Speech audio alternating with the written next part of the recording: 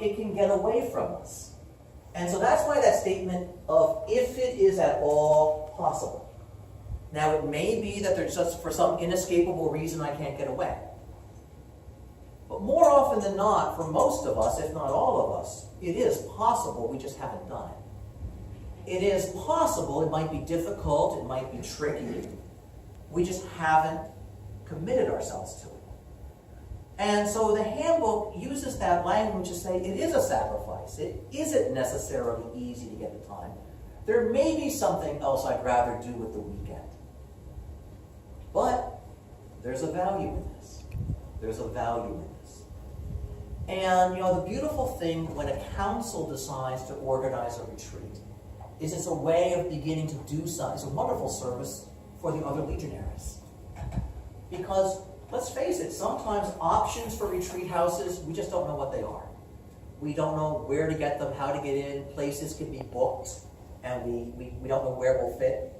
And so being able to organize that and make it a priority is a marvelous thing. It's great work for the council because it underscores the fact that the council is concerned not just about the works, but about the spiritual development and formation of the members. And that's always one of the priorities. So all that being said, that's why we're here. That's why we're here. And so over this weekend, a couple notes about what's going to happen. I'm not going to ask you guys to maintain an absolute grand silence, okay?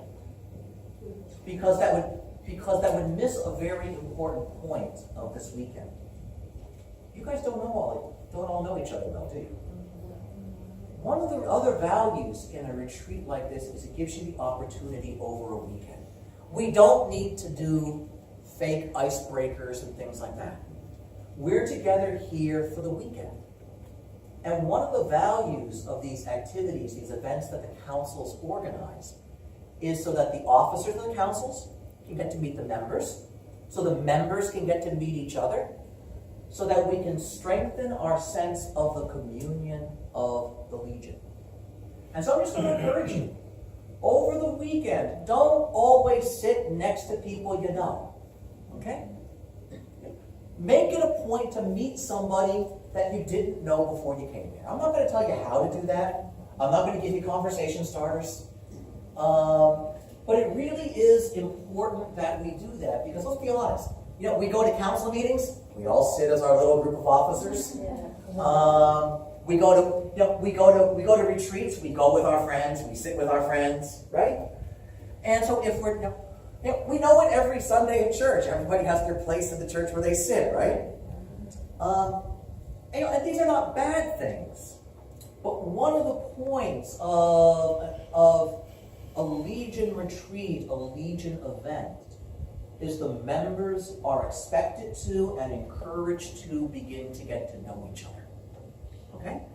And so that is important, and we can't do that with a grand silence. Okay? So completely silent retreats have their place, but not here. Not this weekend, not with us. What I'm going to say is, especially near the sleeping areas, do try to keep silent. Just so that folks can get their rest. If you need to have a conversation, keep it low and try and find a place apart from where people are resting. All right? But certainly in the dining area and things like that, there's no expectation that we're going to be dead silent all the time. And the idea of when the Legion comes together, one of the values is for the members to know each other. That is just absolutely central to how the handbook approaches things. Now that being said, coming back to the handbook and what we're doing here, I'm going to ask you two questions. You don't have to call out the answers. I'm not going to put you on the spot. I'm going to ask you just think of your answer to two things. The first is, what is the single most important virtue for the Legion of Mary?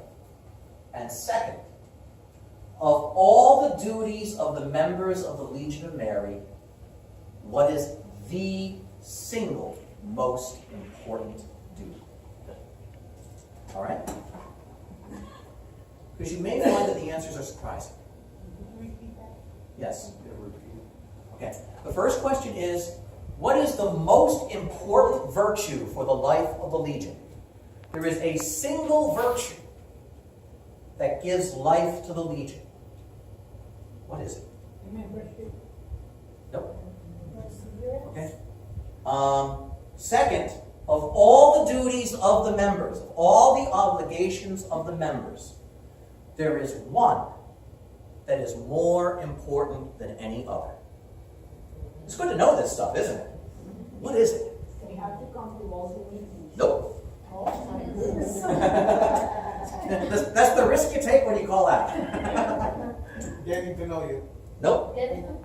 The most important obligation? Yeah. Your sanctification. Not exactly. Not exactly, so Yeah. close. A sense that the group is sort of like a support. Nope. No? Attending What? each meeting. Nope. Perseverance. Nope. Um, I have never been at a Legion gathering, okay? No, I have never been at a Legion gathering where people got these answers right. Oh. Okay, and see, it underscores something. And I want to stress something. It doesn't mean that the answers you've given me are bad, all right? But if we don't have a clear understanding of these things, the life of the Legion will always limp a bit. Because we'll never be able to be clear about what's the most important thing. And so our priorities are always going to be a little off-center, okay? And so, first, I'm going to begin by speaking about the basic duty because that's the theme of the weekend. But then tonight's theme will be the virtue, okay? The basic, the most important duty of the Legion of Mary, and you'd think we would lead with that in the handbook, wouldn't you? You'd think we'd just begin with, this is important, don't miss this. But the handbook doesn't work that way. And so that's why it really is important that we regularly explore the handbook. You don't find the statement of the most important duty of the Legion until you get to chapter number 6. Okay? Chapter 6 in the handbook is where we want to go.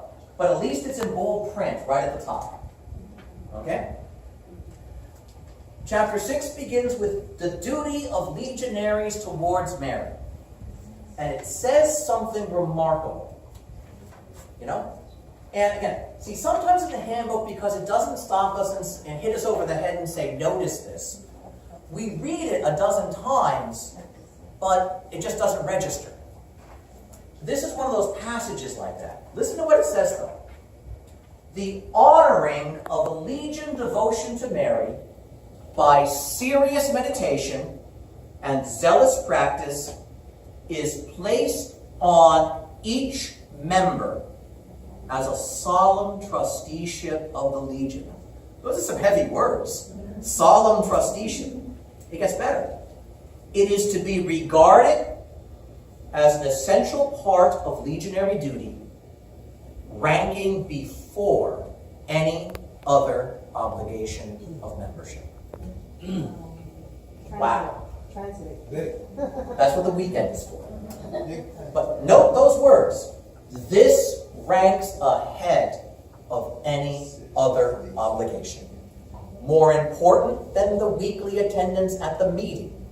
More important than the work assignment. More important than the daily praying of the catena is this.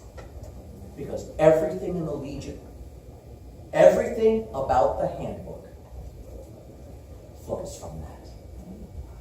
Okay? To understand that is to really understand how the Legion system works. To not catch that is to be caught in a bunch of mechanics and rules and we're not sure what's going on. Okay? So over the weekend, we're going to begin teasing out what that means. Okay? Tonight, we want to begin with something foundational, though. All right? There's one virtue that gives rise to the Legion of Mary. It is not obedience. It is not humility. It is not perseverance.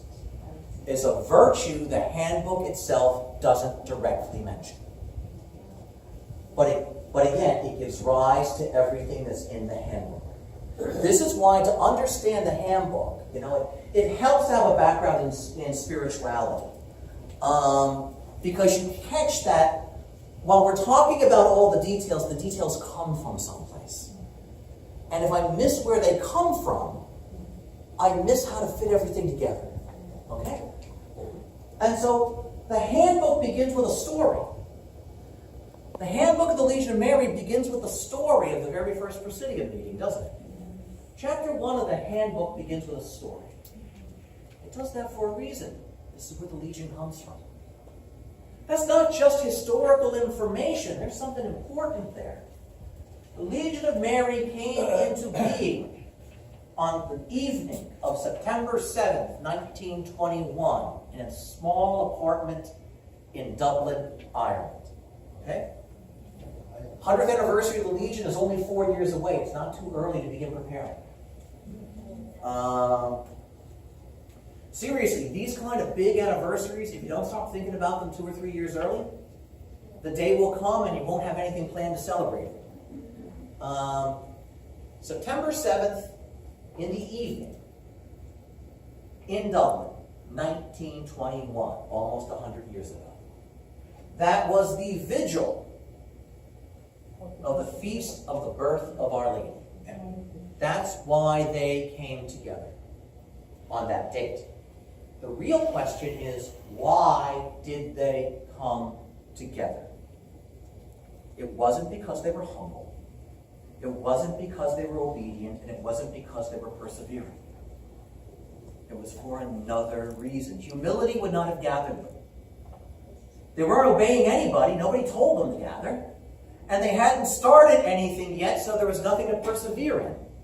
Okay? And so, why this gathering in Dublin on the evening of September 7th, 1921? Because there was a question. There was a question that was tugging at Frank Duff's heart and at the hearts of his friends. And it's this question that brought them together. Frank Duff had made an act of consecration to Our Lady. His friends had made an act of consecration to Our Lady. They desired to be active in her service. No, they weren't content to have someone come to them and say, this is what I need you to do, like many of us can be. Their desire, their question was, how can I put myself at the service of the Queen? The Legion of Mary comes from that question. And the fountain of that question is generosity. Generosity is what gives life to the Legion of Mary, and it is the virtue that sustains the Legion of Mary. When generosity disappears from the Legion, I guarantee you, without fail, the Legion begins to wither. Okay? Generosity is the virtue.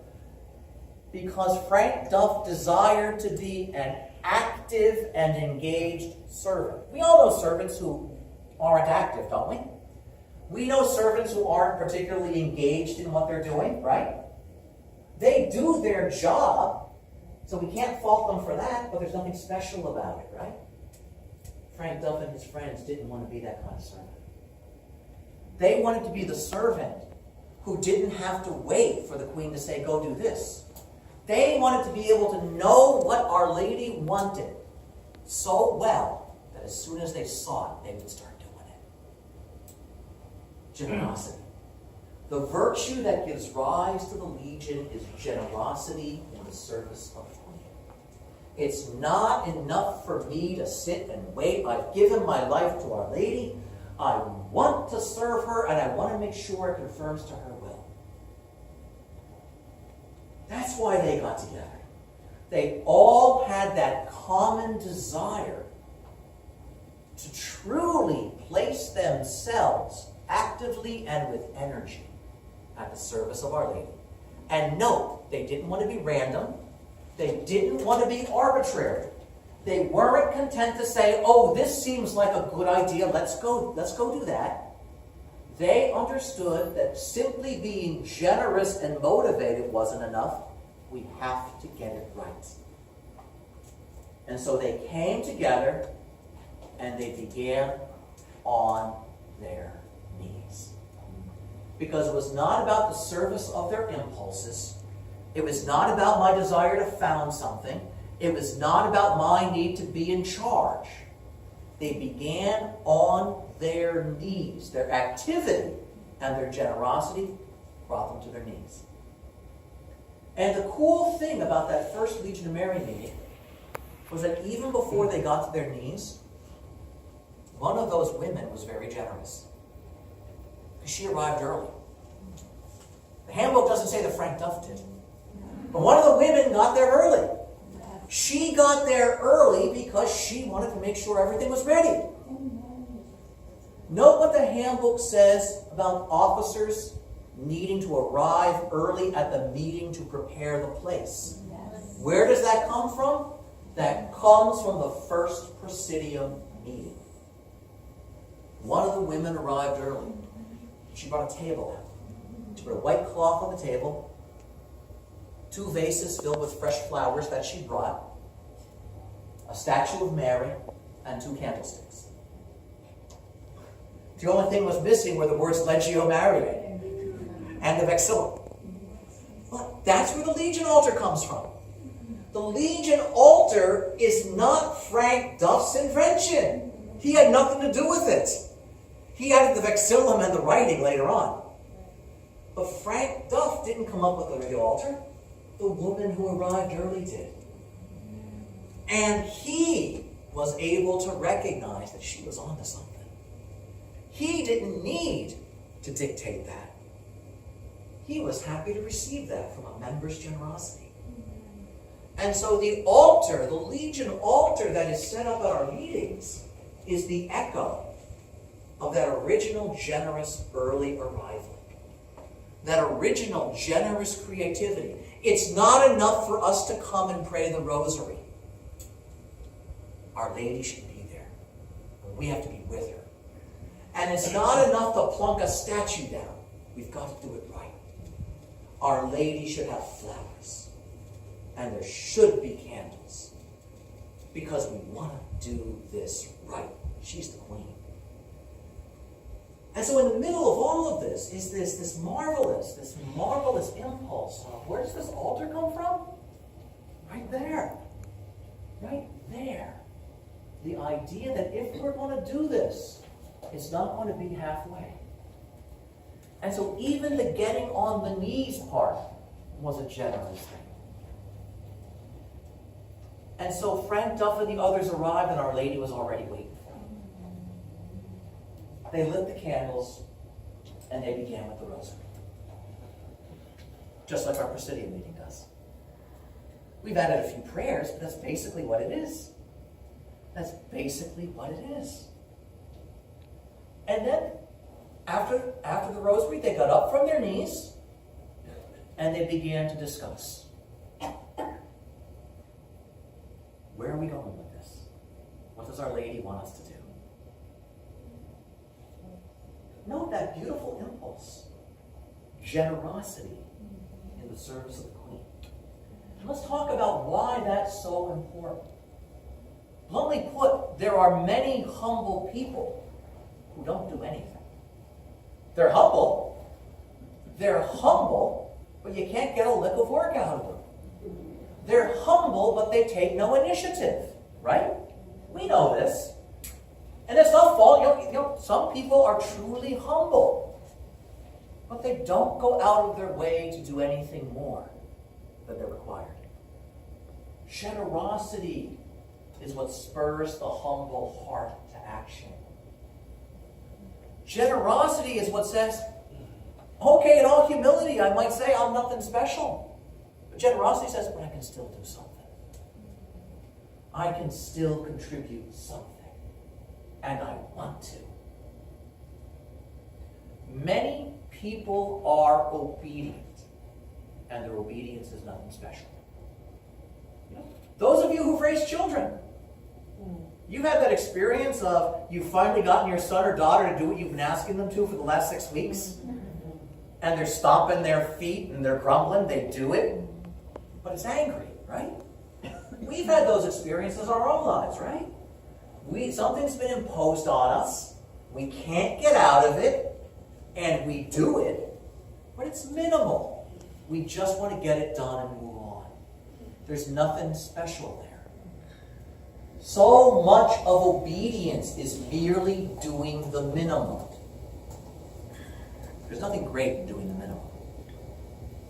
Notice what Jesus says to his disciples. Notice what Jesus says to his disciples in St. Luke's Gospel. Which one of you, on coming back from a journey, would say to his servant, "Why don't you sit down and I'll cook supper for you?" Don't you rather come in, sit down at the table, and say to your servant, "Prepare me my meal"? And you're not particularly grateful when the servant does it because that's his job. And Jesus looks at his apostles and says, you guys got to recognize that. When you just do what you're supposed to do, there's nothing special about you. Say to yourself, I am only a worthless servant because all I've done is the minimum. I've just done the requirement. Remarkable word from Jesus, you know. And we Christians are funny, aren't we? You know, I hold my tongue and I'm patient one time, and I think I am the king of the spiritual life. You know, I put up with one hardship and I pat myself on the back. You know, or you have these odd things we say. You know, the number of times I heard somebody say, you know, "Father, and I met the bishop last week, and he's a really nice guy." And I said, I hope he is. He's the bishop. You know, if we can't have a bishop who's a nice guy, how sad is that? You know, it's almost like, where are our expectations? You know, we're thrilled to discover that somebody is patient, kind, and nice, because we live in a world that isn't those things. But for the Christian, those are the minimum standards. Being patient, being nice, being kind, they might make us remarkable against the world, but they don't make us remarkable with regard to Christian expectation. That's the minimum. Note in the handbook, on the one hand, the basic commitment to the Legion of Mary is a generous thing. Weekly attendance at the meeting that is punctual and engaged, right? 2 hours of work a week. But if we are faithful to that, we've done nothing special in the eyes of the Legion. That's the minimum. If everybody in the Legion just does the minimum, the Legion suffers. Just like the Legion suffers when many don't even get to the minimum. Okay? Because there's never anything special in just doing the minimum. Now, sometimes that's all we can do. That's fine. But we shouldn't be at the point where in the Legion that's all everybody can do. Okay? So you see the difference. The engine of the Legion is generosity in the service of the Queen. And generosity is what makes obedience joyful and life-giving. The generous servant doesn't just do what he's asked, he asks the question of, can I do it better? Can I do this? Can I be more effective at my job in some way? The generous servant says, and is there anything else I might be able to do? See the difference? It's obedient.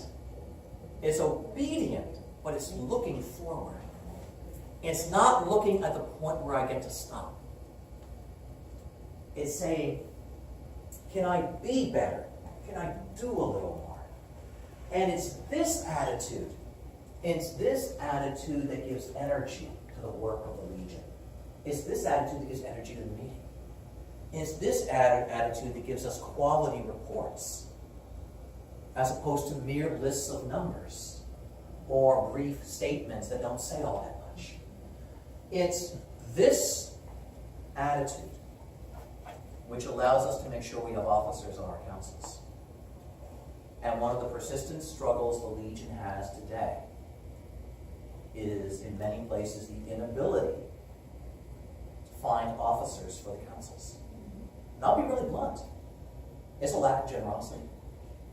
Any one person may legitimately not be able to attend, but we can't look at the entire Legion in an area and say no one can. And so much of the functioning of the Legion, and we'll talk about the council specifically later in the weekend, depends on the generosity of members who are not content with the minimum. It really is important. Without it, the Legion can't sustain itself. Without it, the Legion doesn't undertake anything new or anything heroic. And no, the handbook itself says something very interesting about the Presidia and the councils. It stresses that every group of the Legion, locally or on the level of a council, should regularly cast an eye to going beyond what it's been doing to something a bit more heroic, even something truly heroic. Isn't that an interesting statement that the handbook makes about its entities? The Presidium, and the handbook's the ideal Presidium has a couple members who don't just do the normal works of the Presidium, but maybe risk something a bit bolder, a bit more ambitious. It talks about Presidia not just resting in what they've always been doing, because there may be a greater need somewhere in the church, and maybe we're not sure if we can do it, but maybe it's worth trying.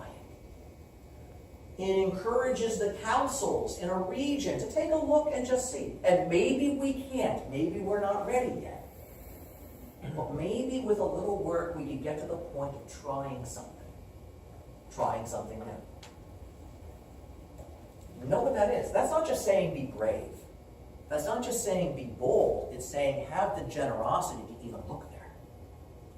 Have the generosity that says I'm willing to be stretched beyond what I've always done.